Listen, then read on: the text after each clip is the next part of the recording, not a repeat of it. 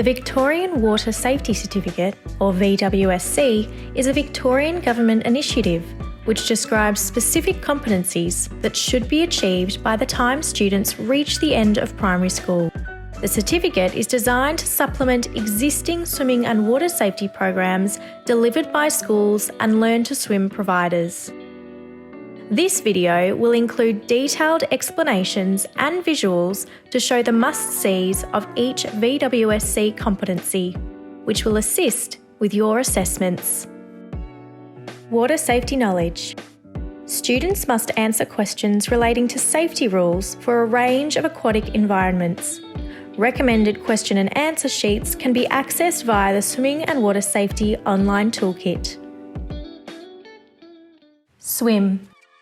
Students must swim for a continuous distance of 50 metres, demonstrating a combination of swimming and survival strokes. When assessing freestyle, students keep their body position relaxed and streamlined, eyes looking down at the floor or looking slightly forward, with the forehead at the surface of the water. The legs move as a smooth, rhythmical and continuous flutter kick under the water. The arms follow the extended arm entry, catch, pull and push movement with a bent arm recovery. Students must have developed a regular pattern of side breathing. Breathing with a slight roll of the head to the side so the mouth is clear of the water. When assessing backstroke, students keep their body position relaxed and streamlined. The legs move as a continuous flutter kick. The arm enters the water extended above the head. The hand then catches the water, pulls through the water, then pushes toward the hip before performing a straight arm recovery. During this time, the opposite arm has performed the recovery phase and begins the entry phase.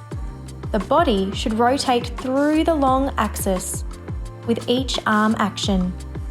The head should be in a neutral position with eyes looking upward.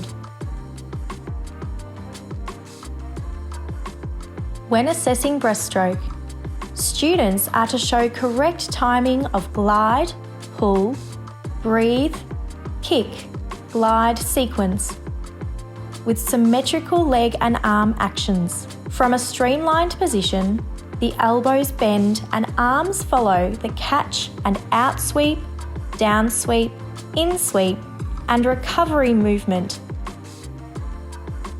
making sure the arms don't pull or push past the chest. The legs bend at the knees and the feet bend upwards to the buttock to begin a whip kick. Feet then sweep in a circular motion, ending with legs straight, feet together and toes pointed in a glide. When assessing survival backstroke, the body position when swimming survival backstroke is streamlined on the back with the head tilted back with ears just below the surface of the water. The hips sit just below the surface of the water as well. The leg action is known as the inverted whip kick. There are 3 elements to the kick: the recovery, the kick, and the glide. For the recovery, from the extended position, the knees bend and the feet drop downwards. The knees stay locked together. For the kick movement, the ankles make a V shape and the knees separate, allowing the legs and feet to sweep around in a circular motion, coming back up together on the surface of the water, creating a propulsion as both feet snap together. For the glide, the feet are held together, forming a streamlined position, enabling the body to glide through the water. The recovery phase is repeated. Both arms and legs move simultaneously. The arms remain at the side of the body during the glide. The hands come up under the armpits as the elbows bend. From the armpits, the arms extend outwards, in line with the shoulders, not extending above the shoulder line. Once the arms are fully extended, the hands push downwards towards the hips, therefore propelling the body forward, head first. The hands come to rest next to the hips, bringing the body to a glide position again. A common way to remember the arm movement and timing is by saying soldier, chicken, airplane, push and glide, 2, 3. Breathing is natural and relaxed as it is a survival or rescue stroke. When assessing side stroke, the swimmer's body is stretched while lying on the side in a relaxed, streamlined position. The head rests in the water with the airways above the water. The kick, commonly known as a scissor kick, is broken into 3 elements: recovery, kick, and glide. Recovery. From the glide, the legs bend together and separate. The top leg extends forward as the bottom leg extends backwards, with the knees slightly bent. For the kick, once the feet and legs are apart, they are swept together, creating propulsion. The legs do not cross over each other, but come to rest with feet together and legs extended, initiating the glide phase. For the glide, the swimmer holds this position until forward movement slows down. The arm action should show that the lower arm is extended and pulls down towards the waist, then returns to the extended position. There is no pulling or pushing during extension of the arm. For the upper arm, there is no pulling or pushing as the arm comes up to the waist to meet the lower arm. The upper hand then pushes the water away from the waist to the feet, with the palm facing in the opposite direction of the propulsion. When both arms are extended, the body will be in a streamlined position. When swimming side stroke, the airways are above the water and breathing is relaxed and natural. Underwater. Students must demonstrate a surface dive, then a swim underwater to search for and recover an object from deep water. Life-saving. Students will need to respond to an emergency by demonstrating doctors A-B and the recovery position. Danger. Students will need to successfully assess the situation for dangers and determine if it is safe to assist the person in trouble. Response. Students will need to demonstrate successfully asking the patient questions and using touch to attempt a response. Send for help. Students will need to identify who to call for help and demonstrate an example of calling emergency services in an emergency scenario. Airways. Students will need to tilt the head and open the mouth to check for any blockages and safely remove any that appear. Breathing.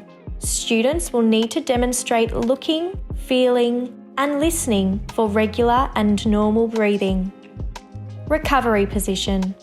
Students will need to safely and successfully place the patient into the recovery position, which involves crossing the arm over the chest, placing the opposite arm out, bending the leg, and rolling the patient into the recovery position. Rescue skills. Students will need to demonstrate a safe rescue of a person using non-swimming rescue techniques. A reach rescue using a non-rigid aid, such as a towel or clothing. Students will need to stay calm and reassure the person they are rescuing. They will clearly tell them what they are going to do and will then lay down for their safety before reaching the object towards the person in trouble. Students will need to tell the person to hold on to the object, roll onto their back if possible, and they will bring them to safety. Once they have reached safety, students hold their hand on the edge and call for help. A throw rescue using a buoyant object, a weighted rope, and an unweighted rope. Students stay calm and clearly tell the person in trouble what they are going to do. Students then throw the object to the person, and if using a rope, making sure their foot is standing on the edge of the rope to keep it secure. Students tell the patient to grab hold of the object as they guide them to safety, and must stay low as they pull them to safety if using the rope. Once the person has reached safety, students hold their hand on the edge and call for help. Survival sequence. Students will need to perform a survival sequence wearing light clothing, which involves a safe entry into the water, followed by sculling, floating, and treading water for 2 minutes, signalling for help intermittently. Students will then need to demonstrate survival strokes, performed slowly for 3 minutes. Finally, students will need to exit the water safely,